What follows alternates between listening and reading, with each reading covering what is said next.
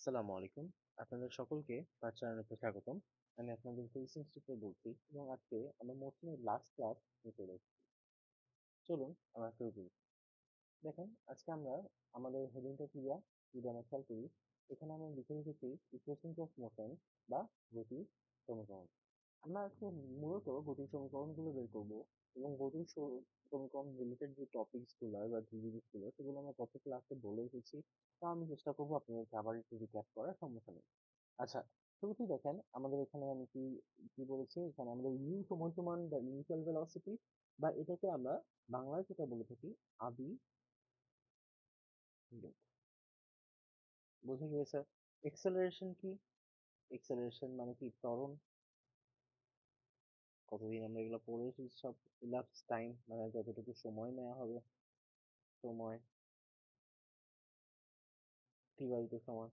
Velocity after elapsed time মানে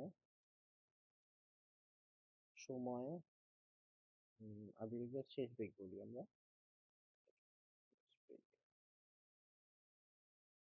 S মানে কি ডিস্টেন্স বা দূরত্ব।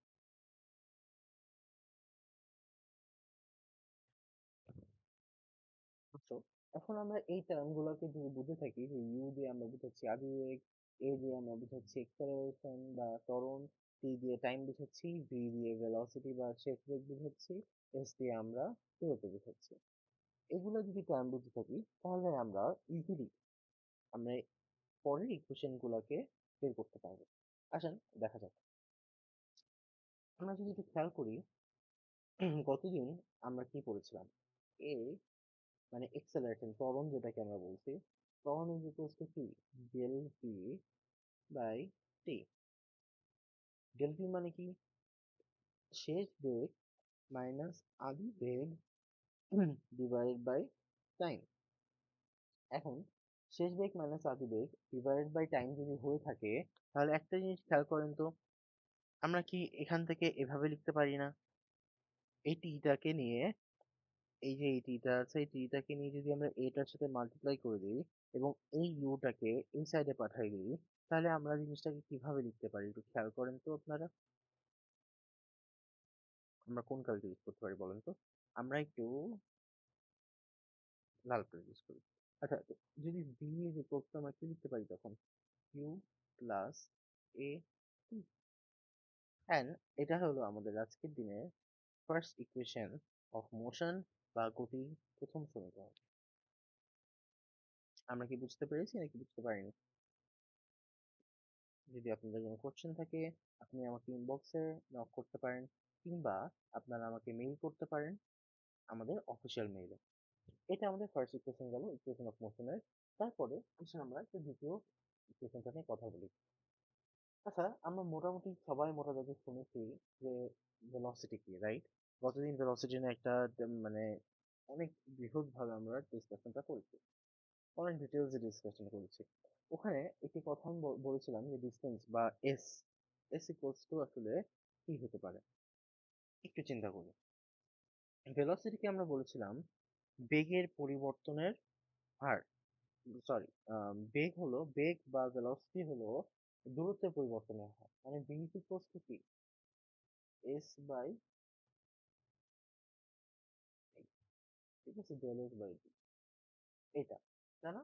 এখন যখন আমি বলছি যে খুব কম সময়ে আমরা জিনিসটাকে বা এই বেগটা যদি স্থির করে দিই বা ইউনিফর্ম করে দিই, তবে যদি আমরা বলছিলাম স্থির বেগ বা ইউনিফর্ম ভেলোসিটি, ইউনিফর্ম ভেলোসিটির জন্য কি এই বেগের পরিবর্তনের মানে প্রতিটা মানে 2 সেকেন্ডে সবসময় কি 2 মিটার দূরত্বেই সে যাবে, এরকম করছিল। আর 2 সেকেন্ডে সবসময় সে ধরো 4 মিটার যাবে, এরকম টাইপের। তো তখন আমাদের জিনিসটা কি হয়, ভি ইজ ইকুয়ালস টু কি এস বাই টি। ওখান থেকে আমরা লিখতে পারি V, sorry, S equals to V T. বোঝা গিয়েছে? এন্ড মজার পার্ট হচ্ছে এখান থেকে আমরা এটা কিসের জন্য সেটাকেও ডিফাইন করতে পারি। This is for uniform velocity বা স্থির বেগ। আমরা স্থির বেগের জন্য এই ইকুয়েশনটা ইউজ করতে পারি।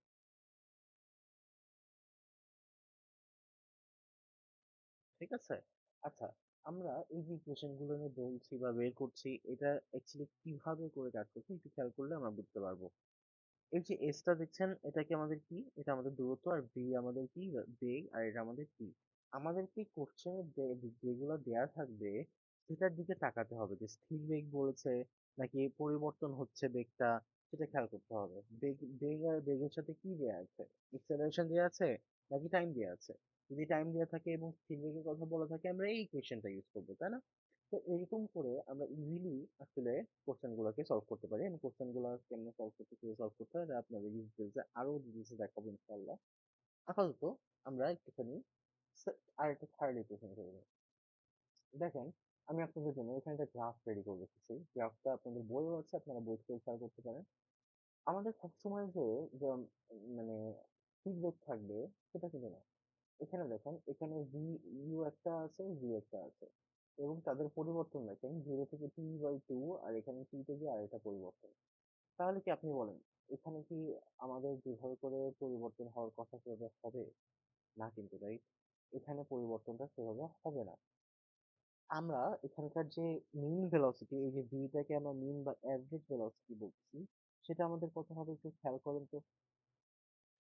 V is equals two what? কি হবে এখানে? আদিবেগ you,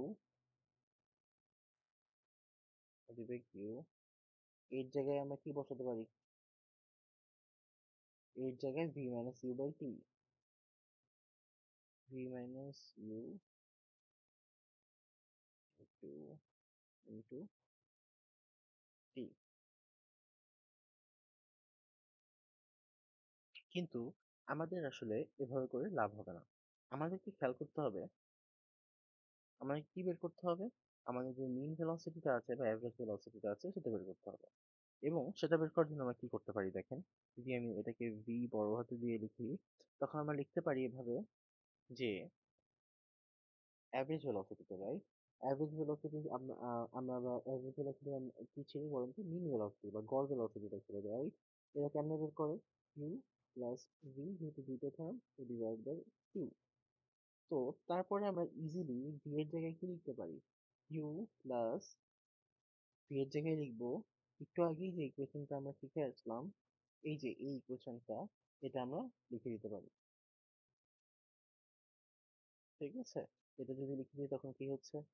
plus A T divide by two. এটা কোথা থেকে আসতো? এইখান থেকে আসছে। তো তারপরে কি হয় একটু খেয়াল করি। এখন এই লাইনটার পরে আমরা কি লিখতে পারি দেখেন, B is equals to U by two, ultimately এখানে ইউই থাকছে, প্লাস হাফ এ টি। এটা আসছে, right?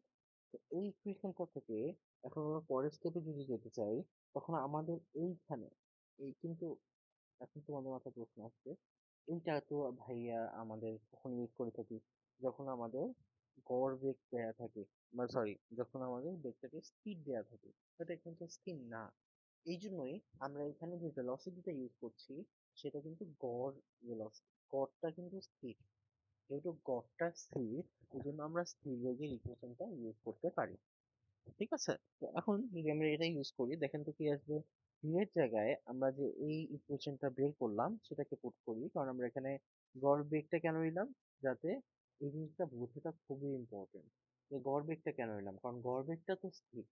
তাহলে গড় বেগটা বের করলে আমরা ইজিলি এই ইকুয়েশনে পুট করতে পারবো, এই কারণে আমরা এটা ইউজ করছি। আচ্ছা, এখন দেখেন কি করা করা যেতে পারে। এইটা নিয়ে আবার এই ভি এর জায়গায় বসাবো, তখন কি আসছে দেখেন, ইউ প্লাস হাফ এ টি, এখানে আসবে একটা স্কোয়ার, এই কারণ এই টিটা মাল্টিপ্লাই হয়েছে, সাথে এখানে একটা টি মাল্টিপ্লাই হয়েছে। তখন আমাদের এটা আসছে ইউটি প্লাস হাফ এটি স্কোয়ার। এইটা হচ্ছে কখনকার ফর্মুলা জানেন? যখন একটি ইউনিফর্ম এক্সেলারেশনে কোনো অবজেক্ট মুভ করবে। আশা করি আপনারা জিনিসটা বুঝতে পেরেছেন। যখন ইউনিফর্ম ভেলোসিটি বা স্থির ত্বরণ, ইউনিফর্ম অ্যাক্সেলারেশন বা স্থির ত্বরণে, স্থির ত্বরণ, স্থির ত্বরণ, ত্বরণে কোনো একটি মুখ। আচ্ছা, আচ্ছা, এই ইকুয়েশনটাকে আরেকভাবে লিখতে পারি আমরা কিভাবে? এই যে দেখেন গড়বেগটা আসলে কি, আমরা যদি খেয়াল করি গড়বেগটা হচ্ছে u plus V divided by two. তো এখান থেকে আমরা আরেকটা ইকুয়েশন এখানে ইজিলি লিখতে পারি, সেটা কি, is equals to u plus v divided by 2 into t। এটা আরেকটা ইকুয়েশন, আশা করি আপনারা বুঝতে পেরেছেন।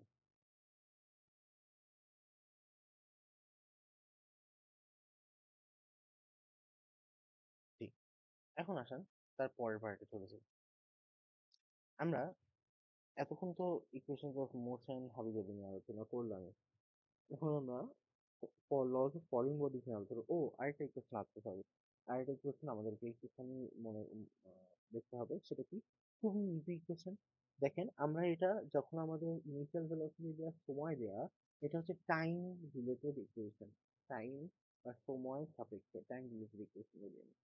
এটা আমার বোঝার জন্য, ইটস নট সামথিং যে আমরা বলি, বাট আমরা যখন টাইম দেখবো যে কোন জায়গায় টাইম দেওয়া আছে, এক্সেলারেশন দেওয়া আছে, আবেগ দেওয়া আছে, তখন আমরা এটা ইউজ করতে পারবো।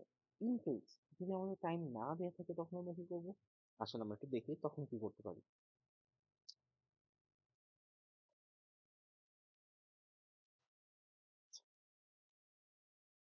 এখন আমরা যদি এই ইকুয়েশন গুলো বোঝার চেষ্টা করি, দেখেন শুরুতেই আমাদের উপরে আমরা একটু আগে একটা ইকুয়েশন বের করেছিলাম, যেটা একটু লিখে নিতে চাই, নাহলে আমাদের করতে সমস্যা হবে, ইউ প্লাস এটি, একটু আগে এটা আমরা বের করছি। তারপর আমরা আরেকটা ইকুয়েশন এখান থেকে বের করতে পারি, সেটা কি, এই যে ভি, এই ভিটাকে যদি দোনো সাইডে স্কোয়ার করে দেই তখন কি আসবে, স্কোয়ারিং বোথ সাইডস, কি আসবে দেখেন তো, V square U square plus two U A T plus A square T square. কেমনে, এটা তো আমরা, আপনারা জানেনই, আপনারা সবাই এ প্লাস বি হোল স্কোয়ারের সূত্র মোটামুটি জানেন, তার যদি না জানেন আপনাদেরকে খুব ছোট করে দেখো, জানি, আশা করি আমরা সবাই জানি, জাস্ট আপনাদেরকে মনে করানোর জন্য।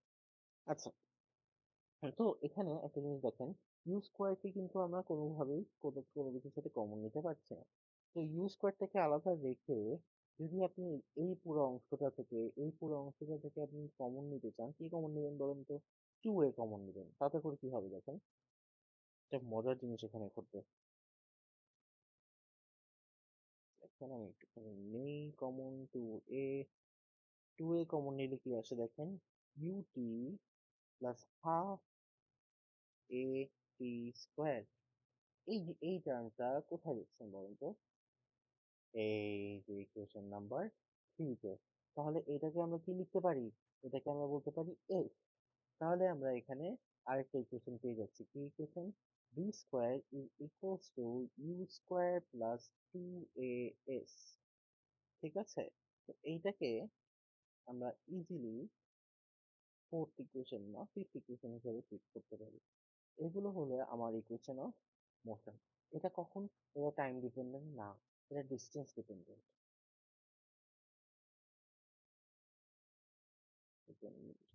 কখন ইউজ করা হয়, যখন আমাদের ইউনিফর্ম এক্সেলারেশন বা স্পিড ত্বরণের জন্য বের করতে,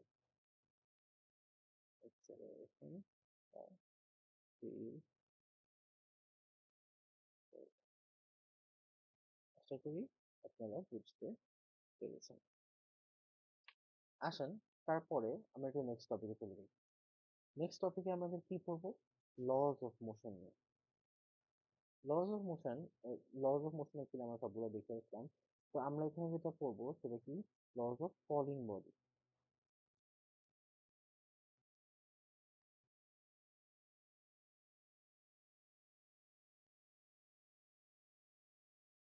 আচ্ছা, লজ অফ ফলিং বডির ক্ষেত্রে একটু দেখেন তো এখানে কি হবে।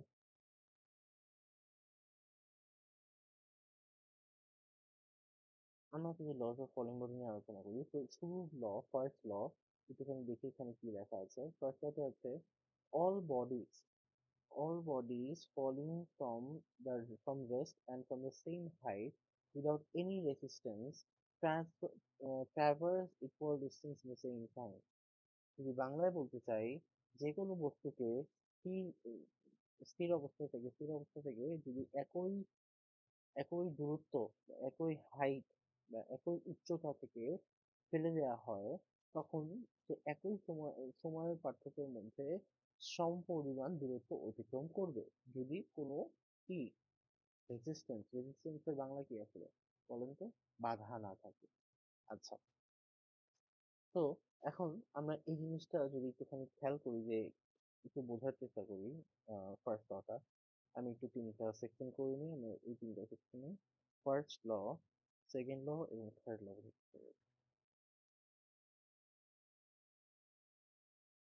ঠিক আছে? তো এখানে ফার্স্টে যেটা আসছে, ফার্স্ট ল কথাটা, ফার্স্ট ল কি বলবো, যে একটা অবজেক্টকে এখানে নিলাম, এটা সাপোজ এটা মেটাল অবজেক্ট, ঠিক আছে? আরেকটা সাপোজ আমি ধরলাম খুবই পাতলা অবজেক্ট নিলাম। এই জিনিসটা আপনারা কম বেশি সবাই শুনেছেন, যে একটা ফেদার আর একটা পেপার বলকে যদি আমি ফেলে দিই, তাহলে মাটিতে কে আগে পৌঁছাবে? এই কথাটা শুনেছেন না? আচ্ছা, এটা একটা ফেদার সাপোজ, এদের দুজনকে যদি ছেড়ে দেই, মজার পার্ট হচ্ছে এই টি টাইমে সাপোজ, এই যে এখানে একটা টি, এটা একটা সাপোজ হাইট ধরলাম, এটা হাইট, এটা যদি টি টাইমে এইচ, এটা ডেল টি কে ধরতে পারি, কারণ টাইম ইন্টারভেল, এটা ডেল টি, ডেল টি টাইমে যদি ও এইচ ডিস্টেন্স ট্রাভার্স করে, ওর ওয়েট যাই হোক না কেন, ওর ম্যাস যাই হোক না কেন, ওর M1 এটা সাপোজ M2, এটা ডিফারেন্ট অবজেক্টের একটা বস্তু, তাই মানে ডিফারেন্ট ওয়েটের একটা বস্তু, ডিফারেন্ট ম্যাসের একটা বস্তু, বাট যখন আমি কোনো মানে এখানে যখন আমরা নর্মাল একটা সিচুয়েশন থেকে একটা সেম হাইট থেকে ওদেরকে ফেলবো, ওরা সেম টাইমে সেম ডিস্টেন্স অতিক্রম করবে, ঠিক আছে? ডেল এইচ, ঠিক আছে, অতিক্রম করবে, সেটা অবজেক্টটা যেটারই হয়ে থাকে। এটাই আমাদের অ্যাকচুয়াল ফার্স্ট ল। আশা করি আমরা বুঝতে পেরেছি। এখন সেকেন্ড লটা একটু কি, একটু দেখি তো। সেকেন্ড লতে বলেছে, the velocity acquired by a freely falling body from rest in a given time is directly proportional to that time. In extension, v is proportional to t. আচ্ছা, এখানে খেয়াল করি কি বলেছে, বেগ, কিসের বেগ?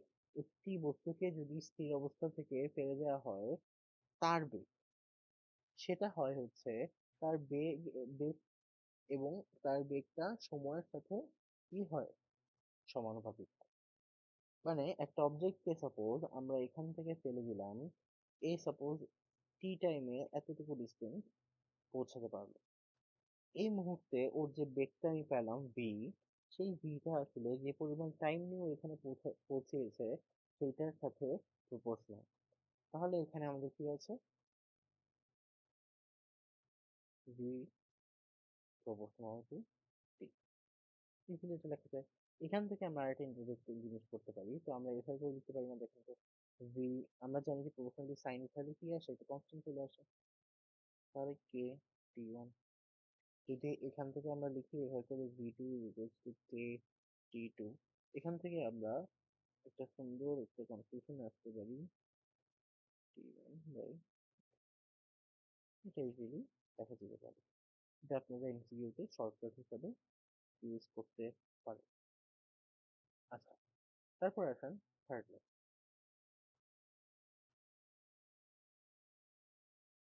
থার্ড লতে আমরা যদি একটু খেয়াল করি কি বলেছে, the distance the distance travelled by a freely falling body from rest in a given time is directly proportional to the square of the given time.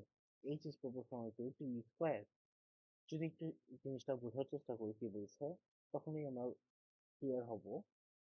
একটি স্থির বস্তুকে যদি মুক্তভাবে ছাড়া হয়, কোনো বাধা ছাড়াই, তখন সে তার যে ডিস্টেন্সটা থাকবে বা দূরত্ব থাকবে বা উচ্চতা থাকবে, সেটা হবে কি টাইমের সাথে প্রপোর্শনাল, মানে H is proportional to T square.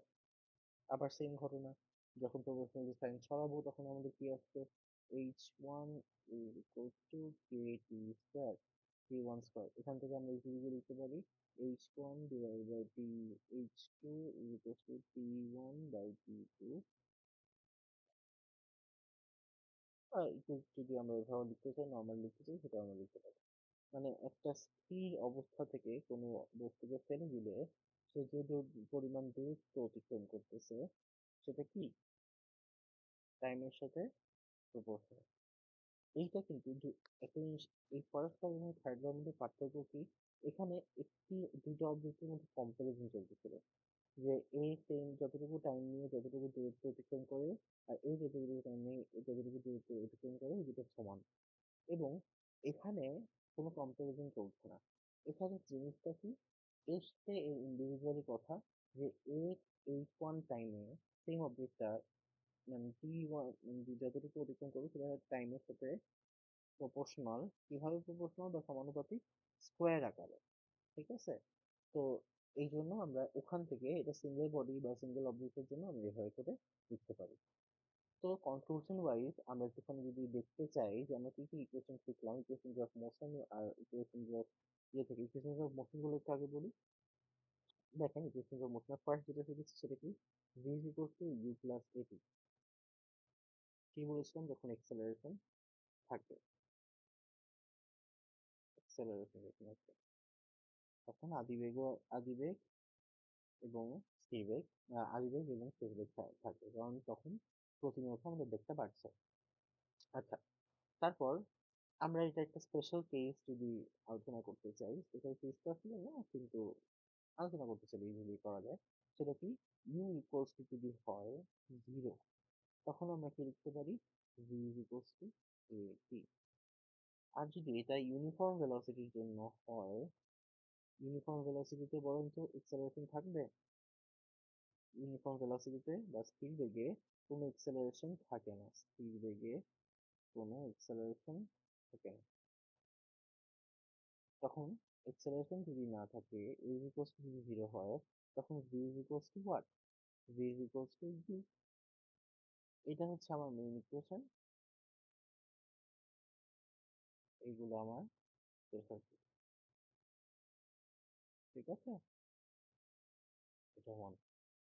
এখন তারপরে সেকেন্ডে আমরা এসে কি দেখলাম, যে যদি ইউনিফর্ম ভেলোসিটিতে মুভ করে তখন আমরা s ইকুয়ালস টু কি লিখতে পারি, v t।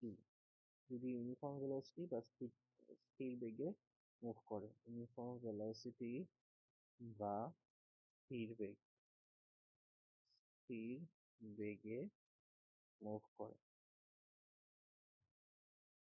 আচ্ছা, তারপরে দেখলাম যদি ইউনিফর্ম এক্সেলারেশনে বা স্থির ত্বরণে মুভ করে তখন কি হতে পারে। তখন আমাদের কি একটি গড়বেগ থাকে, গড়বেগটা স্থির থাকে। এই জন্য আমরা ভি এ ভি টি দিয়ে আমরা অ্যাভারেজ ভেলোসিটি বোঝাচ্ছি বা গড়বেগ বোঝাচ্ছি, তখন ইন্টু টি হয়।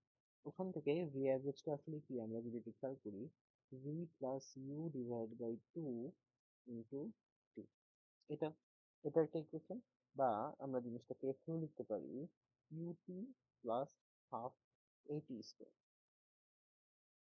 এটা কি, এটা যখন আমাদের ইউনিফর্ম এক্সেলারেশন বা ত্বরণ থাকবে, স্থির ত্বরণ, অ্যাক্সেলারেশন বা স্থির ত্বরণ।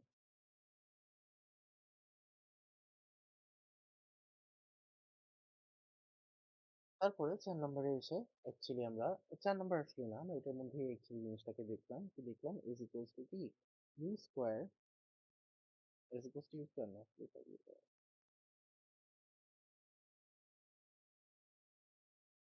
V square equals to U square plus A S. এই এই উপরের ইকুয়েশনটা টাইম ডিপেন্ডেন্ট, ঠিক আছে। এসটা যেটা আমরা ইকুয়েশন বের করলাম সেটা হচ্ছে কার function, time dependent function, time domain. আর এইটা যদি এস এর ইকুয়েশনটাকে বের করতে চাই, এসটাকে যদি আমরা লিখি, এটা এস এর ইকুয়েশন, বাট সেটা কি, এটা হচ্ছে ভেলোসিটি ডিপেন্ডেন্ট বা ভি ডিপেন্ডেন্ট, ঠিক আছে। এখানে কোনো আমাদের ইয়ে নেই, টাইমের কোনো টাইম একটা ভেরিয়েবল হিসেবে কাজ করছে না এখানে। আশা করি আপনারা জিনিসটা ক্লিয়ার হতে পেরেছেন। তারপরে আমরা একটুখানি এই যে ইকুয়েশন অফ মোশন আমরা দেখলাম, ইকুয়েশন অফ মোশন থেকে আমাদের আরেকটা রিয়েলাইজেশন হওয়ার কথা, যে আমরা এটা মানে যে ইকুয়েশন গুলো নর্মালি অ্যাপ্লাই করছি ফ্রি ফলিং বডিজ এর জন্য, সেই ইকুয়েশন অ্যাপ্লাই হবে। এই ইকুয়েশনটা ফ্রি ফলিং বডির জন্য অ্যাপ্লাই, এটাও অ্যাপ্লাই, এটাও অ্যাপ্লাই। কিন্তু যেহেতু একটা ফ্রি ফলিং বডির মধ্যে এক্সেলারেশন থাকে, গ্র্যাভিটেশনাল এক্সেলারেশন থাকে, ওখানে এক্সেলারেশন আকারে জি চলে আসে, মানে মূলত এই ইকুয়েশনটা কাজে লাগে। মানে এইচ সমান সমান কি বলেন তো? U T plus half G T square, এটা একটা। আবার H square is equals to U square plus two G S, ঠিক আছে। এন্ড মজার পার্ট হচ্ছে, আপনারা অনেকেই আম, জানেন যে আমাদের ম্যাক্সিমাম হাইট বের করার একটা সূত্র আছে।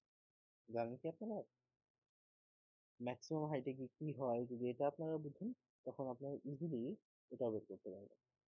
তাহলে কি হয়ে গেছে, এখানে V square equal to two G H, ঠিক আছে। এখন এখান থেকে যদি এইচ ম্যাক্স বের করতে চান, মজার পার্ট হচ্ছে ম্যাক্সিমাম হাইটে একটা অবজেক্টকে যদি উপরে ছুঁড়ে মারেন, ম্যাক্সিমাম হাইটে গিয়ে এই ভেলোসিটি জিরো হয়ে যায়। কারণ এই মোমেন্টামের কাইনেটিক এনার্জি জিরো হয়ে যায়। যখন আমরা ওয়ার্ক পাওয়ার এনার্জি করবো, আমরা এটা ডিটেলসে আলোচনা করব। কাইনেটিক এনার্জি যদি জিরো হয়ে যায়, তখন ও এইভাবে নিচে পড়া শুরু করে। তখন কারণ তার তার প্রত্যেকটা কাইনেটিক এনার্জি এই মুহূর্তে গিয়ে পোটেনশিয়াল এনার্জিতে রূপান্তরিত হয়ে যায়। তখন সে নিচে পড়া শুরু করে, তখন তার মধ্যে আবার কাইনেটিক এনার্জি তৈরি হয়। আচ্ছা, তো এইচ ম্যাক্সটাকে আমরা কিভাবে লিখতে পারি? এইচ ম্যাক্সটাকে আমরা বলতে পারি যে V is equal two zero. যদি এখানে ভিটা হয়ে যায় কত, জিরো, আমরা এখানে ইজিলি লিখতে পারবো কি, টু, যেহেতু আমরা যখন উপরের দিকে ছুঁড়ে মারছি, দেখেন তো আমাদের এই যে ইউ এর ডাইরেকশনটা, এই ডাইরেকশনটা কোন দিক বরাবর হবে? এইচটা হয় সব সময়, সাপোজ এইচটা হচ্ছে আমাদের এই ফাইনাল থেকে ইনিশিয়ালের দিকে, ঠিক আছে। এই দিক বরাবর এইচ এর ডাইরেকশন হচ্ছে, কারণ আমি উপরে ছুঁড়ে মারলাম। আর আমাদের যে ইউ এর ডাইরেকশনটা হবে নিচের দিকে। কেন নিচের দিকে? কারণ এ কমতেছে, রাইট? তাহলে এটা নিচের দিকে, ঠিক আছে। আমরা কালকে অ্যাকচুয়ালি মানে নেক্সট ক্লাসে ডাইরেকশন নিয়ে আলোচনা করবো। ডাইরেকশন এবং ম্যাথ এবং কিছু কিছু স্পেশাল ফর্মুলাও আমি ভেবেছিলাম আপনাদেরকে দেখাবো। তো এখানে ডাইরেকশনের জন্য এখানে একটা মাইনাস চলে আসবে। যখন ওই সাইডে যাবে কি হবে? ইউ স্কোয়ার প্লাস টু জি। আপনাদের কিন্তু ডাইরেকশনটাতে নিয়ে অনেক প্রবলেম হয়। তো আপনারা একটু নেক্সট ক্লাসটা খুবই ফোকাস দিয়ে করবেন। আশা করি আপনাদের ডাইরেকশন নিয়ে আর কোনো প্রবলেমই থাকবে না। আচ্ছা, তো এইটার ফর্মুলা আছে। আর কি কোনো ফর্মুলা আছে? আমি মনে করি আর নেই। তো আজকের ক্লাসটা এই পর্যন্তই। আশা করি আপনাদের ভালো লেগেছে, এবং আপনারা প্লিজ আমাদের ইউটিউবে গিয়ে আমাদের ইউটিউব চ্যানেলকে সাবস্ক্রাইব করবেন এবং আমাদের পেজে একটি লাইক এবং ফলো করবেন। Thank you so much. আর যদি কোনো কোশ্চেন থাকে প্লিজ টু মেইল আস। এবং যদি আপনাদের কোনো টার্গেটের প্রয়োজন হয় যে না ঠিক আছে আমাদের 15 মিনিটের জন্য কোনো কিছু প্রয়োজন, আমরা বুঝতে যাচ্ছি একটা টপিকের সমস্যা আছে, সেটা যে কোনো সাবজেক্ট হোক, যে কোনো টপিক হোক, এসএসসির প্রত্যেকটা সায়েন্স সাবজেক্টের জন্য we have your private instructor. আপনাদেরকে গাইড করবে এবং আপনাদেরকে বুঝিয়ে দিবে প্রত্যেকটা জিনিস। আপনারা ইজিলি এখন আমাদের পেজে গিয়ে বুক করে নিতে পারেন আপনাদের ফেভারিট স্লট, আপনাদের favourite time. Thank you so much. আজকেরটা এই পর্যন্ত।